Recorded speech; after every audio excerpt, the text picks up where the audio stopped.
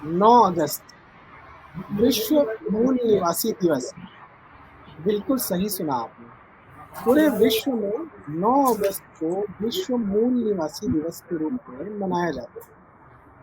भारत में भी पिछले कुछ वर्षों में विश्व मूल निवासी दिवस को विश्व आदिवासी दिवस के रूप में मनाने का चलन काफी तेजी से बढ़ा है।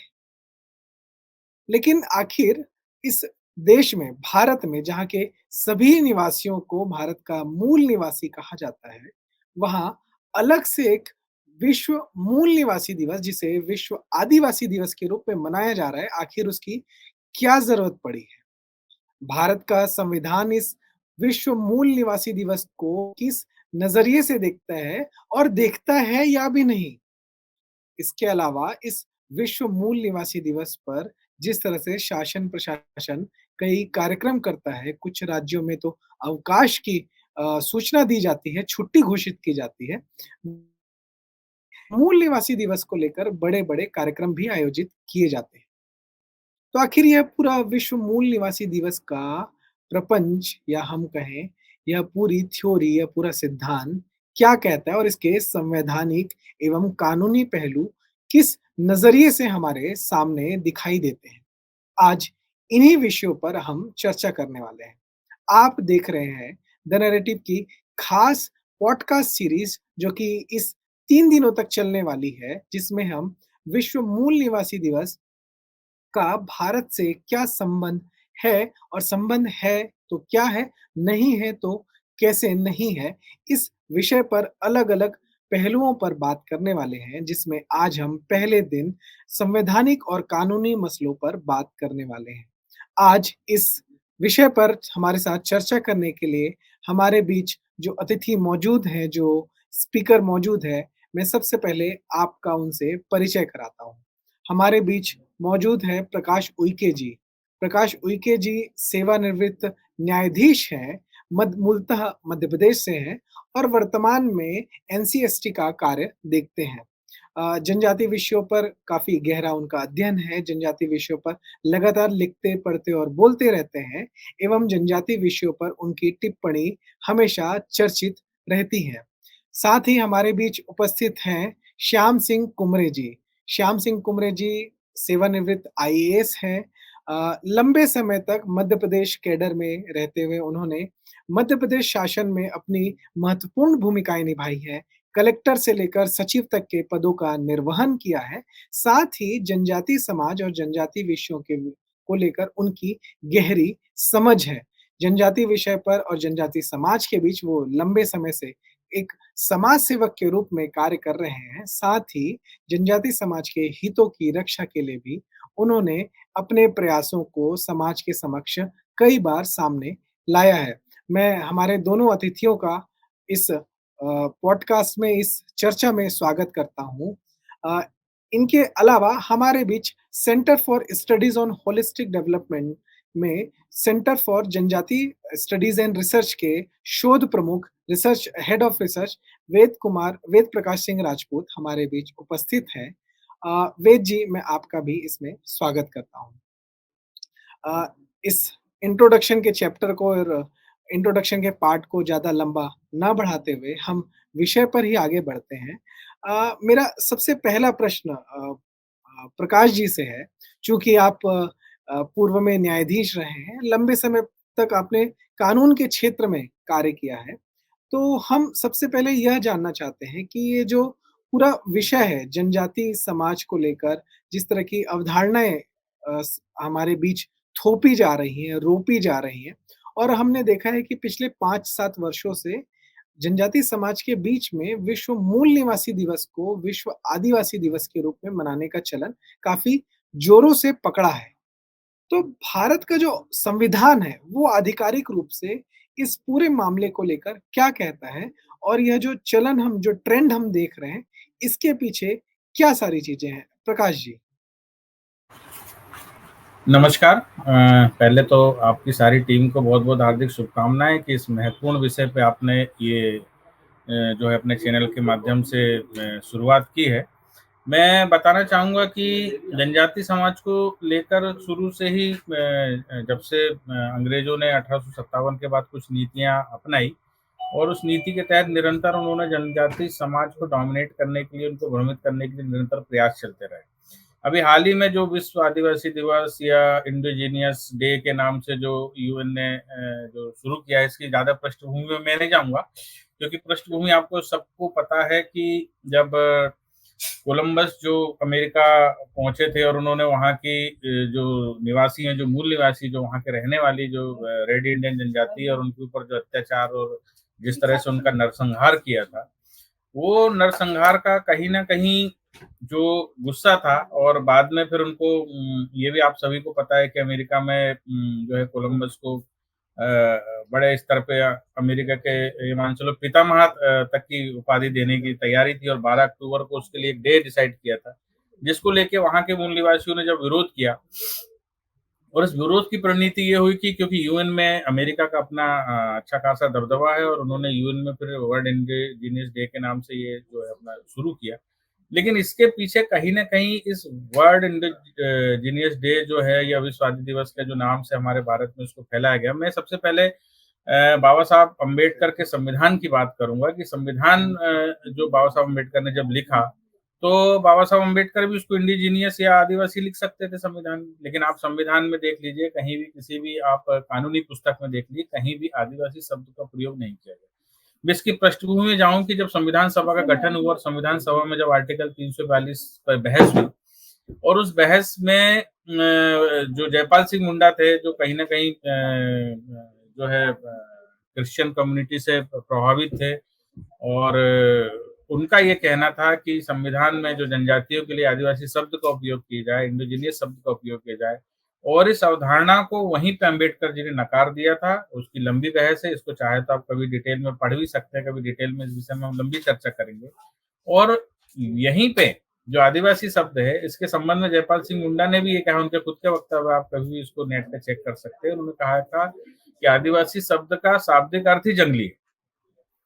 और अम्बेडकर जी कहीं न कहीं इस चाल को समझ गए थे कि ये जो है फूट डालने वाली पॉलिसी है और उन्होंने ट्राइब्स यानी जनजाति शब्द का हमारे संविधान में उपयोग किया। बाकी जितने भी एक्ट बने, चाहे वन अधिकार अधिनियम हो, चाहे ट्राइबल से रिलेटेड जितने भी फिर एक्ट बाद में बने, उन सभी में हमने जनजाति शब्द का उपयोग किया और जनजाति शब्द और इंडोजीनियस शब्द ये दोनों शब्दों में जमीन आसमान का अंतर है। और ये जो इंडोजेनियस की अवधारणा है, ये अमेरिका की अवधारणा है, जहाँ पे जब यूरोपीय लोग गए, जब यूरोप वहाँ पे गए और वहाँ की जनजातियों का कत्लेआम किया उन्होंने, बड़ी संख्या में उनका शोषण किया, उनको दास बना के जो है पूरे वर्ल्ड में उन्होंने बेचना शुरू किया और इस तरह की जो कॉन्सेप्ट है, वो भारत में नहीं है। लेकिन इसको भारत से इसलिए जोड़ा जा रहा है, ताकि कहीं न कहीं जनजाति समाज को अन्य समाज से मुख्य धारा से अलग किया जा सके। उनका जो है किसी न किसी तरीके से उसको राजनीतिक रूप से, राजनीतिक रंग देके, उनको एक अलग विचारधारा से जोड़ के, उनका शोषण किया जा सके और उनको बरगलाया जा सके। और इसी के लिए जब आप एक मैं आपको सिंपल बोलता हूँ कि इंडिजिनियस डे आप मना भी रहे हैं, चलिए ठीक है। तो ये एक शोक का विषय है कि जब करोड़ों जनजातियों पे जब वहाँ पे अत्याचार हुआ था और उसको लेके हम जब ये वर्ल्ड इंडिजिनियस डे मना रहे हैं, उसको आप यहाँ पर जनजातिवाद यंत्र जनजातियों का उत्सव के तौर पे मना रहे हैं। तो मेरे तो ये समझ से परे है कि जो लोग इस चीज़ का समर्थन कर रहे हैं, वो थोड़ी तो बुद्धि लगाते हैं कि भाई इंडिजिनियस डे यून ने जो स्टार्ट किया है या पूरे वर्ल्ड में उन्होंने बोला है कि जो मूल निवासी है उनको संरक्षित करेंगे, उनको अधिकार देंगे। तो उनको तो वहाँ अधिकार नहीं है। लेकिन हम भारत के लोग एक संवेदना व्यक्त करते हैं, पूरा भारत के लोग संवेदना व्यक्त करते हैं कि भाई उनके साथ जो गलत हुआ है उसके लिए एक डे डिसाइड है और उसको शोक के रूप में मनाया जाए।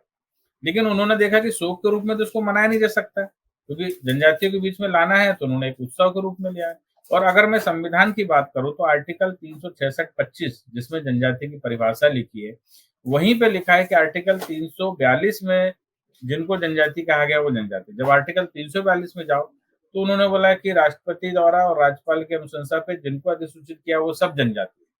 तो सीधी सी बात है, संवैधानिक शब्द पे हम ध्यान दें तो केवल और केवल जनजाति शब्द का उपयोग किया है, कहीं ना आदिवासी शब्द का उपयोग किया है, ना इंडिजिनियस शब्द का उपयोग किया है। तो बाबा साहब के संविधान को मानने वाले वे सभी व्यक्तियों से मैं अनुरोध करता हूँ कि जो बाबा साहब ने हमारे संविधान में लिखा है, जो शब्द हमारे लिए उपयोग किया है, उस शब्द का ही उपयोग करें और उसके अकॉर्डिंग ही हम आगे बढ़े।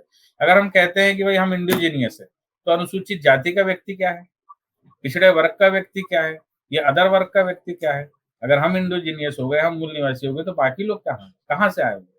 तो ये आपसी वैमनस्य फैलाने के लिए और कहीं न कहीं जनजाति को अपने मुद्दों से भटकाने के लिए ये सब जो है काम किए जा रहे हैं। अ, ये चीज़ तो समझ आ रही है कि ये जो जी, मूल निवासी दिवस की पूरी अवधारणा है या इसके पीछे का जो कॉन्सेप्ट है, वो भारतीय नहीं है और ये भारतीय जनमानस पर, भारतीय जनजातियों पर ज़बरदस्ती थोपा जा रहा है और किसी षड्यंत्र के तरफ इशारा करता है, ये पूरा जो नैरेटिव है। श्याम जी, आप चूँकि लंबे समय तक प्रशासनिक सेवा में रहे, लंबे समय तक आपने शासन-प्रशासन को काफ़ी करीब से देखा है। तो हम देखते हैं कि कई बार प्रशासन भी इस तरह के आयोजनों में शामिल रहता है।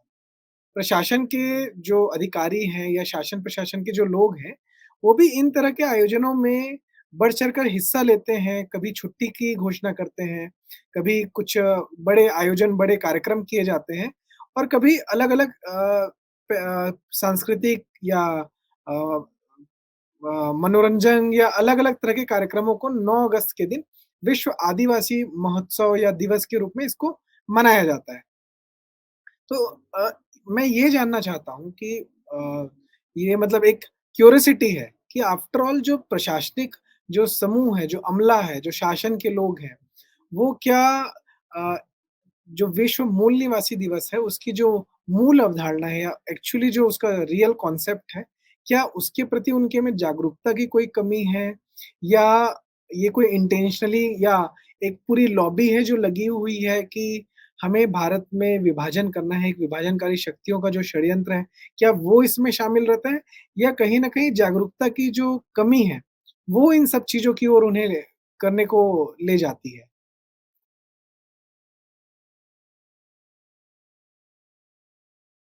जी ये सही है भैया कि आप जी, जी, मेरी आवाज़ आ रही है आपको? जी। प्रशासनिक अधिकारियों से लेकर शासकीय कर्मचारी अधिकारी और व्यवसायी, किसान, मज़दूर सभी आजकल युवा विशेषकर युवा लोग इसमें बड़ी संख्या में शामिल हो रहे हैं 9 अगस्त को और वो ये समझते हैं कि ये उनके लिए बड़ा आयोजन का दिन होता है। उसके पीछे संभवतः ये कारण है कि इनको पूरी जानकारी 9 अगस्त के बारे में नहीं है। 9 अगस्त की वास्तविक जानकारी जब उनको होगी तो वो धीरे-धीरे इस विषय को सही रूप में समझ पाएँगे। 9 अगस्त वास्तव में अन्य दिवस जैसे-जैसे योग दिवस है, महिला दिवस और जो दूसरे पर्यावरण दिवस, इस तरह के जो दिवस होते हैं, उसी तरह का एक 9 अगस्त का भी दिवस उसको मानते हैं और उनको ये वास्तव में ये जानकारी नहीं है कि यूनाइटेड नेशंस की जो जनरल असेंबली के द्वारा 9 अगस्त 1982 को आयोजित जो United nation working of people indigenous people को डब्ल्यूजीआईपी की जो पहली बैठक हुई थी 9 अगस्त को और उस बैठक की जो डेट है उसको ही 17 फरवरी 1995 को विश्व मूल निवासी दिवस के रूप में मनाने के लिए यूनाइटेड नेशंस ने घोषित किया। अब ये तिथि कहाँ से आई? ये बड़ा विचारणीय प्रश्न है। इसकी जानकारी सबको होना बहुत ज़रूरी है। ये तिथि वास्तव में 1993 में 8 अक्टूबर को अमेरिका ने कोलंबस डे घोषित किया। तो जब 8 अक्टूबर को उन्होंने कोलंबस डे घोषित किया तो अमेरिका में इसका जो वहाँ के जो मूल निवासी हैं उन्होंने घोर विरोध किया इसका। इसका विरोध होना शुरू हो गया। जबकि अमेरिकी कोलंबस को भगवान मानते हैं। वो नहीं चाहते थे कि इसका विरोध हो और ये दिवस बहुत ही वैभवपूर्वक तरीके से मनाया जाए। इसके लिए उन्होंने एक चाल चली और उन्होंने सोचा कि कोई ऐसी डेट, ऐसी तिथि की खोज की जाए जिससे कि कोलंबस डे जो है वो प्रभावित ना हो, उसका महत्व कम ना हो। उसके लिए उन्होंने 9 अगस्त का जो दिन है, वो उसकी जो पहली WGIP की जो बैठक हुई थी, उसी डेट को उन्होंने विश्व मूल निवासी दिवस की घोषित किया। अब ये उसमें 10-12 वर्षों में ये विमर्श चल पड़ा है काफ़ी ज़ोरों से कि ये मूल निवासी दिवस मनाना चाहिए, नहीं मनाना चाहिए। जबकि यूनाइटेड नेशंस ने अभी तक 10-12 सालों से उन्होंने विचार-विमर्श किया, सब किया, लेकिन इसके बावजूद भी ये नहीं तय कर पाए कि वास्तव में मूल निवासी है क्या? उसकी परिभाषा क्या है? किन लोगों को मूल निवासी माना जाए? उसकी कोई डेट हो, किस देश में कब से कौन रह रहा है, उस डेट को कौन-सी डेट को माना जाए मूल निवासी? वो अभी तक तय नहीं हुआ है। इसलिए उन्होंने अपने चार्टर में ये भी कह दिया कि ये कंडीशनल है, जो देश उसको मानना चाहे तो माने, बाध्यकारी नहीं रखा उन्होंने देशों पे, और साथ ही यह भी लिख दिया कि वो संबंधित देश का जो संविधान है, उसके परिप्रेक्ष्य में इसको लागू किया जाए। तो ये वास्तव में वैसे कुछ नहीं है।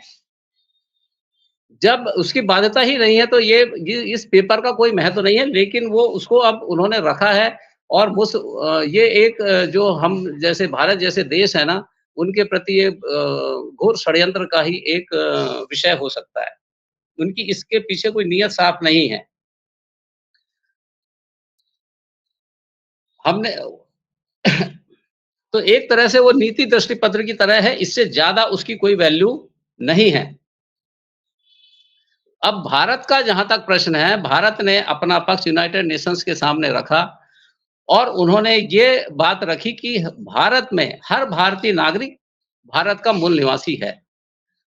भारत के संविधान में हर भारतीय को मूल निवासी माना गया है।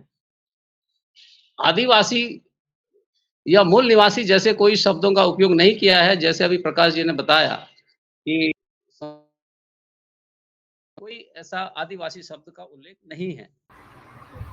जैसा कि अभी तक यह चीज़ स्पष्ट हो रही है धीरे-धीरे, ये जो पूरा मूल निवासी दिवस का जो षड्यंत्र है, वो कहीं न कहीं विदेशी सरजमी से भारत की ओर फेंका जा रहा है, रोपा जा रहा है और थोपा जा रहा है।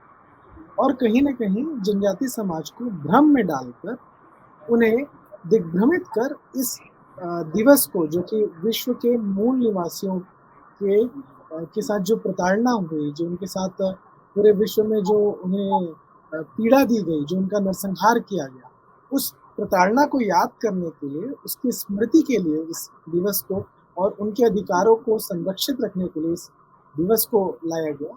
उसे भारत की जनजातियों के बीच एक उत्सव के रूप में पेश करके मनाना शुरू कर दिया।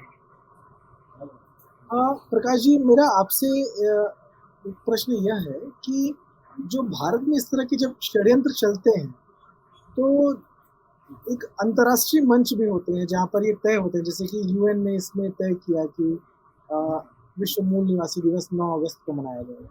इस तरह के जो अंतर्राष्ट्रीय मंच होते हैं, वैश्विक पटल होते हैं, वहाँ पर भारत सरकार का ऑफिशियल स्टैंड क्या होता है? इस तरह के विश्व मूल निवासी दिवस या world indigenous people day, indigenous day, इस तरह के विषय को लेकर जो भारत की जो सरकार है, उसका ऑफिशियल स्टैंड क्या होता है? जी, प्रकाश जी। मैं आपको थोड़ा-सा ये बताना चाहूँगा कि जब यूएन ने इस दिवस को घोषित किया, और चूँकि क्या है, भारत भी जो है उसका सदस्य है, और उन्होंने कहा कि सभी सदस्य देश इस पे काम कर सकते हैं, इसको मना सकते हैं।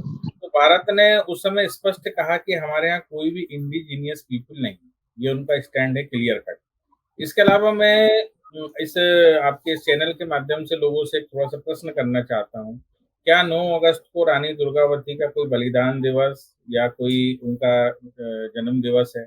क्या हमारे भगवान बिरसा मुंडा का कोई जन्म दिवस या बलिदान दिवस है? क्या किसी भी जनजातीय महानायक का कोई दिन या स्मृति कुछ है? कुछ भी नहीं। केवल 9 अगस्त जो है, उस दिन वो इंडिजीनियस पीपल वहाँ की बैठक हुई थी, और वो बैठक 9 अगस्त को हुई थी। उन्होंने 9 अगस्त को इस तरह से थोपने का प्रयास किया। भारत का क्लियर कट स्टैंड है, और उन्होंने स्पष्ट यूएन को लिखा है कि हमारे यहाँ इंडिजीनियस पीपल नहीं। अब बात आती है इंडिजीनियस पीपल के लिए आप ये डे मना रहे हैं, एक शोक के रूप में मना रहे हैं, उनके अधिकारों की बात कर रहे हैं। तो भारत में जब से संविधान लागू हुआ 1950 से, सभी को सभी समान अधिकार है। जहाँ तक जनजातीय बंधुओं के लिए है, तो जनजातीय बंधुओं के लिए अलग से जो है डायरेक्टिव प्रिंसिपल में भी बहुत सारी व्यवस्था की गई है और साथ में संवैधानिक अधिकार भी दिए गए हैं। इसके अलावा शिक्षा, रोजगार और अन्य क्षेत्रों में भी, राजनीतिक क्षेत्र में भी जो है आगे लाने के लिए रिजर्वेशन की ऐसी व्यवस्था की गई। लेकिन ऐसी कोई व्यवस्था आज भी अमेरिका या अन्य देशों में इस प्रकार की कोई व्यवस्था नहीं है। तो जिन देशों में ये व्यवस्था नहीं है, वो देश इन व्यवस्थाओं को लागू करें, इन व्यवस्था के संबंध में विचार करें। भारत में जब इस तरह का कोई कॉन्सेप्ट नहीं, तो भारत में सिर्फ इस दिवस को उत्सव के रूप में मनाना और लोगों के बीच में ये भ्रम फैलाना है कि हम अमूल आप देखिए कि अभी नए-नए चीज़ें जो है आपको जो है विदेशों से परोसी जा रही है। कहीं फादर्स डे मनाते हैं, कहीं मदर्स डे मनाते हैं, कहीं वैलेंटाइन डे मनाते हैं। मतलब जो भारत की मूल परंपराएँ हैं, जो सांस्कृतिक ताना-बाना है, उसको तहस-नहस करने के लिए हमारे युवाओं को एक आकर्षण के तौर पे इस पे जोड़ा जाता है और ये नए-नए विमर्श पैदा किए जाते हैं। कभी अब हम फादर्स डे की शुभकामना दे रहे हैं, कभी रोज़ डे की शुभकामनाएँ दे रहे हैं, कभी कभी मदर डे की शुभकामनाएँ दे रहे हैं। तो ये सब क्या है? भई भारत में इन सब चीज़ों के लिए ऑलरेडी त्योहार है। भई हमारे यहाँ तो ये मान के चलो कि जब श्राद्ध होता है तो हमारे पितरों को याद करने के लिए हम तो पूरे 1 महीने का श्राद्ध करते हैं। हमको क्या फादर्स डे और पूर्वजों को मानने और ये सारी चीज़ों की आवश्यकता है। तो हम अपने पूर्वजों को, हमारी परंपरा है, उसके हिसाब से मानते हैं। रही बात जनजातियों को इस ओर लाने के पीछे कहीं न कहीं लोगों को इकट्ठा करके ये नैरेटिव बनाना कि आप शोषित हैं, आपके साथ अत्याचार हो रहा है, आप दबे कुचले हैं और इस तरह की मानसिक वृत्तियाँ उनके अंदर ला करके और उनको कहीं न कहीं जो है वो ये करना चाहते हैं कि एक नैरेटिव फैलाना चाहते हैं कि भाई भारत में जो है जनजाति समाज अलग है, पिछड़ा हुआ है, वो मूल निवासी है और जो बाकी के लोग हैं, अनुसूचित जाति के लोग हैं, पिछड़ा वर्ग के लोग हैं, समान वर्ग के लोग हैं, वो कहीं बाहर से आए हैं। जबकि ऐसी कोई भी कॉन्सेप्ट भारत के अंदर ना तो स्वीकार है, लेकिन ऐसी कॉन्सेप्ट को जनजाति को भ्रमित करने के लिए जो है ये फैलाया जा रहा है और ये कहीं न कहीं इस षड्यंत्र में ना सिर्फ बाहरी शक्तियाँ, बल्कि हमारे देश में भी कुछ न कुछ अन्य लोगों से, मिशनरियों से जुड़ के या अन्य जो है देश को तोड़ने वाले जो शक्तियाँ उनके साथ मिलके इसकी फंडिंग की जाती है और बड़े स्तर पे इस त्योहार को ये दिखाया जाता है कि भई ये जनजाति मूल निवासियों का एक बड़ा त्योहार है। और इस तरह से एक बड़ा नैरेटिव और एक विमर्श खड़ा किया जाता है भारत में। जबकि यहीं हमारे जनजाति जो महापुरुष है, भगवान बिरसा मुंडा है, रानी दुर्गावती है, जो खुद जनजाति समाज के महानायक है, इनके दिवस पर किसी भी प्रकार के ऐसे कार्यक्रमों को ये लोग प्रोत्साहित नहीं करते, क्योंकि अगर वो अपने जनजाति महानायकों की जीवनी और उनको जान जाएँगे, तो उनका जो सोया हुआ जो कॉन्फिडेंस है, जो आत्मविश्वास है, वो जाग जाएगा, वो अपने आप को जान जाएँगे। तो जनजाति के अस्तित्व को समाप्त करने के लिए, जनजाति अपनी पहचान को मिटा दे, अपनी पहचान को भूल जाए, विस्मृत हो जाए, उसको विस्मृत करने के लिए बार-बार इस तरह के दिवसों का आयोजन करने के लिए बाहरी फंडिंग की जाती है और इसको बड़ी संख्या में मनाया जाता है और इसमें इसको मनाने के लिए किन लोगों को जोड़ा जाता है? इसमें खासकर उन्होंने युवाओं को पकड़ा है, ताकि युवा जो है एक नई पीढ़ी है जो नए सिरे में जाए, तो उनको दिग्भ्रमित करने के लिए ये सब त्योहार मनाए जाते हैं, जहाँ तक मेरा ऐसा बहुत से कानूनी पहलू और बहुत सी चीज़ें हमारे सामने आ रही हैं। एक विषय यह भी होता है जनजाति और ट्राइबल का। हमारे बीच सेंटर फॉर जनजाति स्टडीज़ एंड रिसर्च के head of research Ved Prakash ji हैं। वेद जी से मैं एक चीज़ जानना चाहता हूँ कि जो जनजाति और ट्राइबल को लेके जो कॉन्सेप्ट चलता है कि हमें आदिवासी कहना चाहिए, नहीं जनजाति कहना चाहिए, ट्राइबल कहना चाहिए। ये जो जनजाति है, ट्राइबल है, ये जो भारतीय दृष्टिकोण है या विदेशी दृष्टिकोण है, इसके पीछे का पूरी जो कॉन्सेप्ट है वो क्या है? वेद जी मैं आपसे जानना चाहता हूँ। जी, शुभम जी। सबसे महत्वपूर्ण बात है कि जब हम शब्दों की बात करते हैं, तो शब्द जो है वो समाज पर एक गहरा प्रभाव डालते हैं। शब्द जो है किसी व्यक्ति के व्यक्तिगत विकास से लेके उसके सामाजिक विकास से लेके सारी समग्र रूप से जो शब्दों है उनका प्रभाव रहता है। हम देखते हैं कि अगर हम किसी को भारतीय कहें तो पूरे भारतवर्ष में जितने नागरिक हैं, उन सभी को एक सूत्र में हम बाँधने का प्रयास करते हैं और उनमें एक गौरव की भावना उत्पन्न होती है कि हम सब एक ही समाज के हैं, हमें आत्मविश्वास बढ़ता है। तो ऐसे जो शब्द हैं उनके जब प्रयोग करते हैं अच्छे शब्दों का तो समाज में बहुत आमूल-चूल एक गौरव और बहुत पॉजिटिवनेस आता है जिसके कारण से लोगों को में एक अपना आत्मविश्वास और गौरव का विषय बनता है। लेकिन हम देखते हैं कि समाज में कुछ ऐसे भी लोग हैं, जो समाज को खंडित करने का, तोड़ने का प्रयास करते हैं लगातार, तो उनके द्वारा नए-नए शब्दों का प्रयोग भी हमको देखने को मिलता है। जब हम मूल निवासी, आदिवासी जैसे शब्दों का के बारे में एनालिसिस करते हैं, तो समझ आता है कि ये सारे जो शब्द हैं, ये डिफरेंस पैदा करते हैं। और जब ये समाज के में एक अलग आइडेंटिटी क्रिएट करते हैं और वहीं से एक नई आधार पर भेदभाव या आप कहें एक नई पहचान के रूप में उसको सामने लाया जाता है, जो आगे चलकर एक नए राज्य या नए तरीके के विभाजन के लिए लोग माँग करने लगते हैं। तो कहीं न कहीं जो शब्द है, उनका एक व्यापक प्रभाव रहता है समाज के बीच में, तो हमें जो शब्द चयन करना चाहिए, उस शब्द कैसे होने चाहिए, कौन से होने चाहिए, इस बारे में हमको बहुत सेंसिटिव तरीके से इस पे अपने शब्दों का चयन करना चाहिए। जो प्रश्न आपने मुझसे पूछा कि हमें ट्राइबल या जनजाति कौन-से शब्द का प्रयोग करना चाहिए? तो हम देखते हैं कि अभी जिस हिसाब से प्रकाश जी बता रहे थे कि जो वर्ल्ड इंडिजीनियस डे है उसका उसका भारतीय से कोई संबंध नहीं है। वैसा ही मैं आपको एक छोटा-सा उदाहरण देके बताना चाहूँगा कि जो ट्राइबल शब्द है, ये ट्राइबस शब्द से बना हुआ ये लैटिन भाषा का शब्द है और जिसका अर्थ होता है ट्राई अर्थात 3 और बस का अर्थ होता है 3 प्रकार की जातियाँ।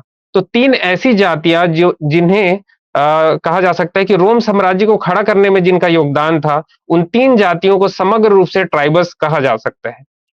और जब हम अध्ययन करते हैं विदेशी साहित्यों का तो उसमें एक नज़र आता है कि जो बाइबिल है बाइबिल में 12वीं शताब्दी का एक बाइबिल है, उसपे हमको नज़र आता है कि जो अब्राहमिक रिलीजन के जो वंश है, उसपे एक वंश इनको ट्राइबस को माना गया है। अब इसमें एक बहुत हास्यास्पद बात नज़र आती है कि भारत की जो जनजाति है, उनका रोम साम्राज्य को खड़ा करने में क्या योगदान रहा? तो कहीं न कहीं जो यूरोपीय माइंडसेट है, उसी चश्मे से भारतीय जो जनजातीय समाज है, उनको देखा गया और इस कारण से जो अंग्रेज़ों ने यहाँ पे जो जनजातीय समाज रहता है, उनको भी ट्राइबल शब्द से उनको परिभाषित कर उनके लिए प्रयोग में लाने लगे। जबकि इसका कोई अर्थ ही जनजातीय समाज का रोम से कुछ संबंध नहीं नज़र आता। 16वीं शताब्दी में हमको कुछ ऐसे दस्तावेज मिलते हैं, जब बर्बर जातियों के लिए जो ट्राइबल शब्द का उपयोग किया गया। तो ऐसे जो शब्द हैं इनका अगर हम हिंदी अनुवाद गूगल में ढूँढने का प्रयास करें, तो हमको नज़र आता है कि जनजाति है। लेकिन मूल अर्थों में जब हम जाते हैं और ट्राइबस या ट्रिबस जो शब्द है लैटिन और फ्रेंच का, उसपे जब जाते हैं तो हमको समझ आता है इनका संबंध जो है रोम साम्राज्य से था, ना कि भारतीय परिप्रेक्ष्य में। जब संविधान सभा का निर्माण हो रहा था उस दौरान हमको जब बहस चल रही थी और संविधान सभा के समक्ष ये प्रश्न आया कि जो जनजाति जो ट्राइबल है उसका हिंदी अनुवाद क्या हो सकता है? या उसको हिंदी में हम क्या बोलें करके। तब अनुवादक समिति के समक्ष ये प्रश्न गया और उन्होंने इस बारे में ढूँढने का प्रयास किया कि रोम साम्राज्य की ऐसी कौन-सी 3 जनजातियाँ थी जिसका भारत से कुछ संबंध निकले और हमें कुछ ऐसे प्रयोग कर सके। तो रामानेस और जो 3 उसपे जातियाँ थी रामानेस, टाइटिस और एक और कोई-सी जाति थी, 3 जातियाँ। तो उनका तो रूपांतरण करना भारत में संभव नहीं था क्योंकि वो रोम की थी। तो उस समय पे हम देखते हैं कि जो प्राचीन भारत है, प्राचीन भारत में वैदिक काल में जो हमको ग्राम, विश और जन और जनपद के जो कॉन्सेप्ट हमको नज़र आते हैं, तो जो 6वीं शताब्दी ईसा पूर्व का जो महाजनपद काल था, उसमें समग्र रूप से देखें तो 8वीं गणराज्य थे, नगर का समाज था, ग्राम का समाज था।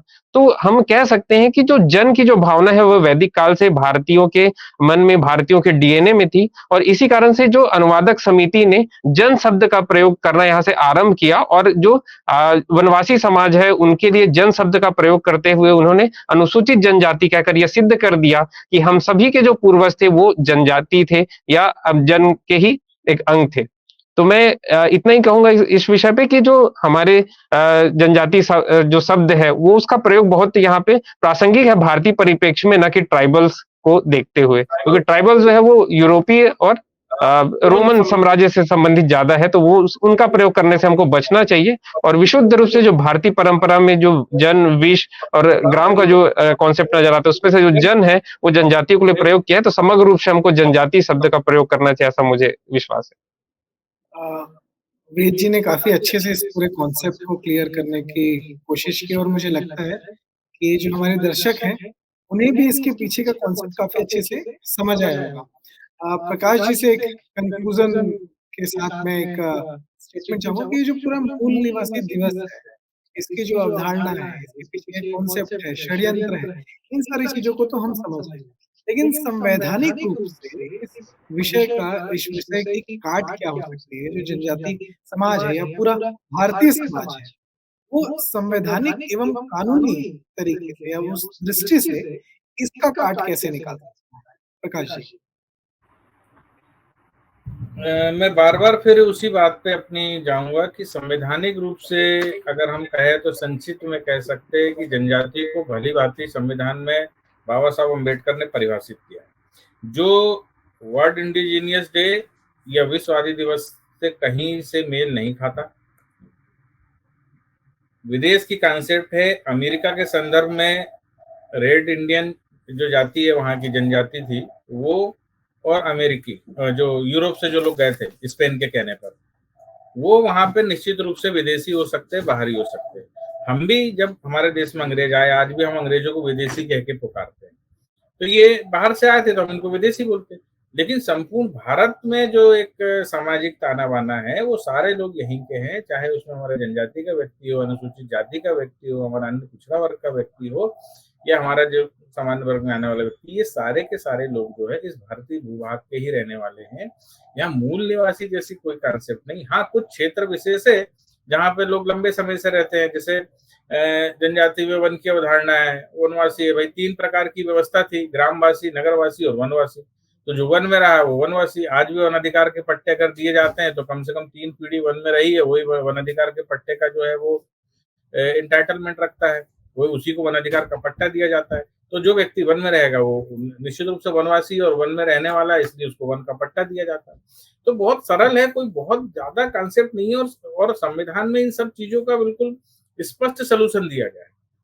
अगर इन सब शब्दों का कोई अर्थ होता है या अंतर्राष्ट्रीय या जो यूएन ने जो किया, ये सब सारी चीजें अगर करना होता तो बाबा साहब अम्बेडकर संविधान में इसको उसी समय जोड़ देते। संविधान पे इस पे व्यापक बहस हो चुकी है। इस शब्द को संविधान की समिति ने खारिज कर दिया, बाबा साहब अम्बेडकर ने इंडिजीनियस शब्द को खारिज कर दिया। लेकिन आज फिर संविधान के लागू होने के 75 साल बाद फिर उसी तरह की चीजों को किसी न किसी माध्यम से पेश करके समाज के बीच में जनजाति समाज को भ्रमित करने के लिए एक विमर्श पैदा किया जा रहा है। जिस चीज पे संविधान सभा बहस कर चुकी, बाबा साहब अम्बेडकर जिसको स्पष्ट कर चुके हैं, संवैधानिक रूप से ये मान चुके हैं कि जनजाति शब्द हमको दिया गया है और आर्टिकल 366 में उसको परिभाषित कर दिया गया है। तो वहां फिर से कि जनजाति के लिए आदिवासी शब्द का प्रयोग या इंडिजीनियस शब्द का प्रयोग मुझे लगता है पूरी तरह से असंवैधानिक है, गैर संवैधानिक। जैसे कि आपने सारी चीज़ों को बारीकी से एक्सप्लेन करते हुए हमें बहुत विस्तार से बताया कि कैसे जो वर्ल्ड इंडिजिनस डे है या विश्व मूल निवासी दिवस को भारत में कहीं न कहीं एक षड्यंत्र के साथ लाया गया है। भारतीय संविधान में इसके लिए ना ही कोई जगह है और जैसा कि आपने कहा कि बाबा साहब अम्बेडकर भी जब संविधान के निर्माताओं में से एक थे और एक महत्वपूर्ण कड़ी थे संविधान निर्माताओं में। उन्होंने भी उनके समक्ष भी जब यह विषय आया मूल निवासी और आदिवासी का, तो उन्होंने भी मूल निवासी और आदिवासी शब्दों को भारतीय संविधान से दूर रखा। यही कारण है कि आज भी हमें संविधान की मूल प्रतियों से लेकर वर्तमान प्रतियों तक कहीं भी उसमें मूल निवासी और आदिवासी जैसे शब्द नहीं मिलते हैं। जैसे कि वेद जी ने भी हमें काफ़ी अच्छे से एक्सप्लेन करते हुए बताया कि जनजाति शब्द कैसे इस पूरे जनजाति समाज के लिए सबसे उपयुक्त शब्द है, जिसका कहीं न कहीं भारतीय दृष्टिकोण से वो विचार जो है, वो दृष्टि जो है, वो मिलती है। और कुल मिलाकर देखा जाए तो यह जो विश्व मूल निवासी दिवस है, ये कहीं न कहीं भारत के जनजाति समाज के लिए ही एक नुकसान के लिए, एक उनको हानि पहुँचाने के लिए, उस समाज पर क्षति पहुँचाने के लिए, उस समाज को तोड़ने के लिए एक लाया गया एक विदेशी टूल है, जिसका प्रयोग लंबे समय से किया जा रहा है। मैं आज हमारे बीच उपस्थित हमारे वक्ताओं, पैनलिस्ट प्रकाश जी का, साथ ही श्याम जी उपस्थित हुए और वेद जी, तीनों को मैं धन्यवाद ज्ञापित करता हूँ, तीनों को मैं धन्यवाद देता हूँ कि आज हमारे बीच उपस्थित हुए और उन्होंने इस महत्वपूर्ण विषय पर द नैरेटिव के प्लेटफ़ॉर्म पर समय दिया। सभी दर्शकों का भी मैं धन्यवाद करता हूँ कि इस विषय पर आज हमारे साथ जुड़े रहे इस विषय पर। यह हमारा पहला पॉडकास्ट था, जो 3 पॉडकास्ट की श्रृंखला है, उसमें यह पहला पॉडकास्ट था। इसका दूसरा पॉडकास्ट आप कल देखेंगे, जिसमें हम एक और विषय को लेकर आएँगे, इसी विषय से संबंधित एक दूसरे पहलू को लेकर आएँगे। तब तक के लिए देखते रहें द नैरेटिव।